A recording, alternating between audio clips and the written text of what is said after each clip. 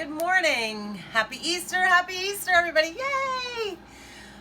So, as I promised, we're going to do some breakfast sandwiches this morning. I've already popped down both the toast and the English muffins, so they'll be popping up in a minute. I'm going to turn my grill on. This takes just, I don't even think it's 5 minutes. I keep on hand.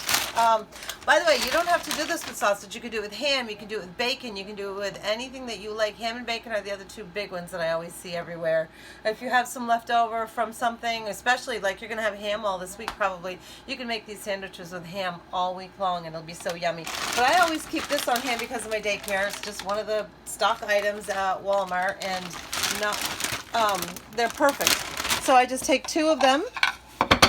You have to have a paper towel on top and a paper towel on bottom to catch the grease. And I'm just going to put it in the microwave for 2 minutes. While that's cooking, I want to say that usually I also buy a bag of these that are spicy hot because Tim loves spicy hot, but we've gone through them all, and since I haven't been to Walmart forever, I haven't gotten a spicy hot. So the only ones I have right now are regular sausage, which are fantastic. But you can just cook your own sausage too. I mean, so it's fantastic. But what I'm going to do today, because he likes the heat, when I put the cheese on, he's going to get his pepper jack on there. So it's sort of like he's still getting that spicy hot sausage, but he's not. I'm just going to use a regular American slice for myself this morning. So it's just as easy as this. I was talking to Danielle this morning, and she said, oh yeah, she has, it's a round circle made. So you just literally can make breakfast sandwiches and they're in the perfect circle like you get them from the store. I don't have one. I did look around for a few. I did look around here to see, okay, what could I use that way? And I did find my donut hole cutter, but then that would have the hole in the middle. So we're going to do it the way that I like it, which is, let me wash my hands now because I just...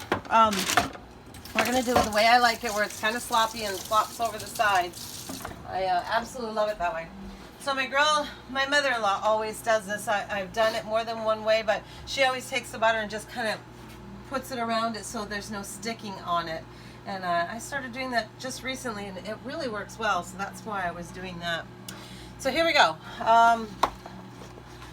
By the way, these eggs, they're coming from a place in Sheldon. A woman has them online for $2 a dozen right now. They normally, I guess, sell for $4, but she's selling them for $2. So for Tim's egg, I am going to break the yolk on purpose because he doesn't care for his runny on his sandwich. And I do. I'm still one of those people that likes it a little bit runny. And the other thing I like to put on my egg, I don't put it on his, but seriously, if I can find it quickly, yes. Is I like to put turmeric on mine. It's a good opportunity to use some turmeric, and it flavors up the egg pretty well. So turmeric is a good thing to have and to use. I use it all the time. Obviously, I just do quick salt and pepper, both of them. My salt is, not much in there. And pepper, I'm going to fill that salt shaker up, I guess. And that's it. So, breaking his yolk because he wants his, and I'm going to run over and get the toast.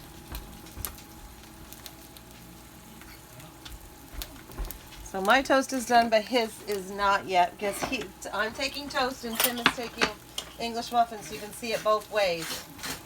Just throwing some butter on there. I usually don't toast them this much. I usually let them be just light brown, but I didn't pay too much attention to my setting on my toaster, so that's my own fault.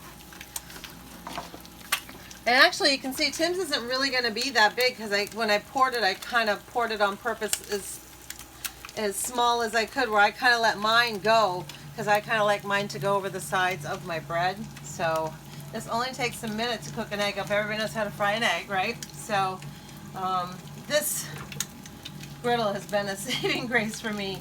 In the days of daycare, this thing has been more valuable, and I've been through here. If you can see the handle's broken again. I've been through 3 of them, Tim? At least. Yeah, because they were used constantly. Like I would have this loaded with pancakes and loaded. Oh, that's what we could do one day, homemade pancakes with maple syrup. It's so easy. If you have a Bisquick box, then you can just make Bisquick pancakes. But if you don't have a Bisquick box, which I never make a Bisquick, I always do them homemade. It's like a 3 or 4.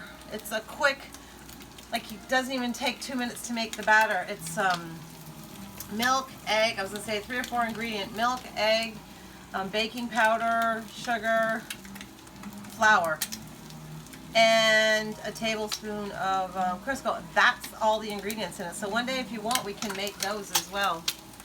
I'm gonna flip Tim's. His is getting ready. I'm gonna leave mine for a little bit. I'm gonna pull these out. I don't want them too. They got pretty dark, honey. I don't know if this is gonna work for you. If you wanted them lighter, I could put 2 lighter ones in. Do you want them darker like this? Do you want That's them? fine. Okay. So, as you can hear, after the 2-minute mark, the sorry about that, honey. I shouldn't have cooked them so long.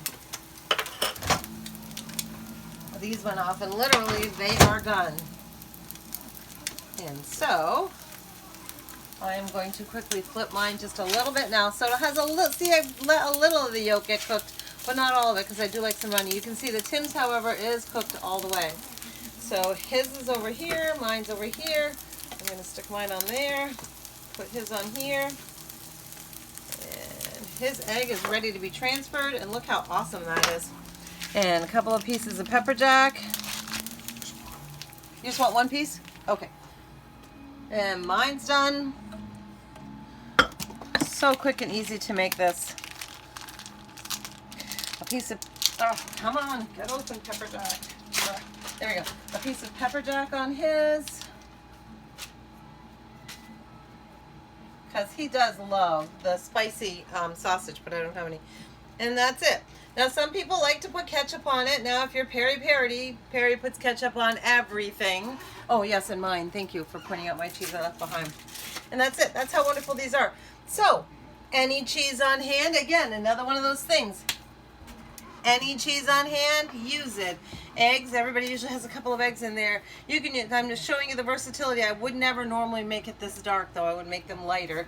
But toast, English muffins, croissants, anything for bread item that you can put them on, and they're fantastic.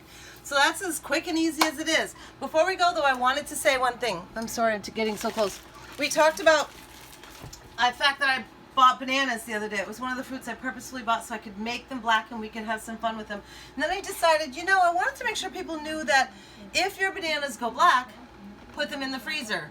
And if they go, I mean, even mushy, if you've said, oh, I'm going to bake some bread today and I didn't get to it till tomorrow or tomorrow, it's almost never too late to put them in the freezer. So I purposefully, I'm going to do other things. I'm going to make banana cookies with these later on after I've eaten a few and left a couple to go black. But I have 3 bananas purposefully in the freezer. That's exactly how much it takes to make banana bread. So a little bit later on today after we have lunch, and this video posts up because it takes a while to post, I'm going to have you make banana bread in case you'd like to have some for your holiday meal today. It's very easy. It's 1 bowl and like 10 ingredients that you all have around your house pretty much. So I'm going to put these on the counter. I have to wait till they defrost all the way. I want you to know what they look like so that you're not fearing what they look like when they come out of the freezer and everything. So we'll go over that. But look at them now frozen. You can see that they still hold their shape. They're not going to hold their shape when they're completely unthawed, and that's okay. And I wanted you to understand that you can freeze bananas. There's pretty much no stage of banana that you can't freeze it. And I want you to know it's okay, and you can make a million things with them afterwards, which we'll go into after that. But that's prior to being defrosted. And like I say, we're going to let some of these go black for cookies. And I have a whole bunch of bananas in my freezer, so I love doing banana things. So I'll see you later on for banana bread, and have fun with your breakfast sandwiches. Bye.